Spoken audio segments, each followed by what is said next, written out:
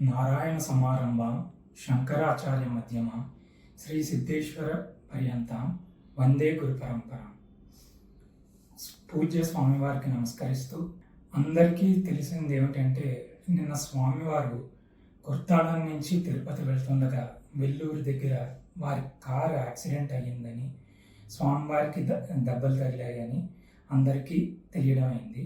అయితే ఇందులో తెలియజేయాల్సింది ఏంటంటే, అదృష్టవశాత్తు స్వామివారికి పెద్ద దెబ్బలు ఏమీ తగలలేదు, చిన్న చిన్న దెబ్బలు తగలడం అనేది జరిగింది.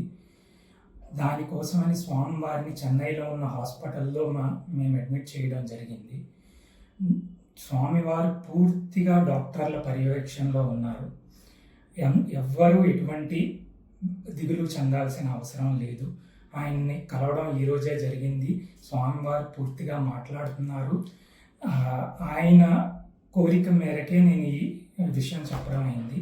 భక్తులు ఆందోళన చెందుతున్నారు కాబట్టి వాళ్ళు ఎటువంటి ఆందోళన చెందాల్సిన అవసరం లేదు, ఆరోగ్యంగానే ఉన్నాను అంటూ తెలియజేయమని స్వామివారు చెప్పడం జరిగింది. అయితే భక్తులు అందరూ గమనించవలసింది ఏంటంటే, స్వామివారి ఆరోగ్యం కొరకు మనం ఎక్కువగా స్వామివారిని దర్శించుకొని ఆయనకి మిగతా వాళ్ళకి ఫోన్లు చేసి ఎంక్వైరీలు చేసి డిస్టర్బ్ చేయడం అనేది చేయకూడదు.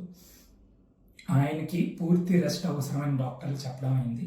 మనం దాన్ని గౌరవించి స్వామివారికి పూర్తిగా రెస్ట్ ఇవ్వాలని కోరుకుంటూ, అందరూ స్వామివారికి బాగుండాలి అని పూజలు ప్రార్థనలు కొనసాగించాలని తెలియజేస్తూ సెలవు తీసుకున్నాను. నారాయణ.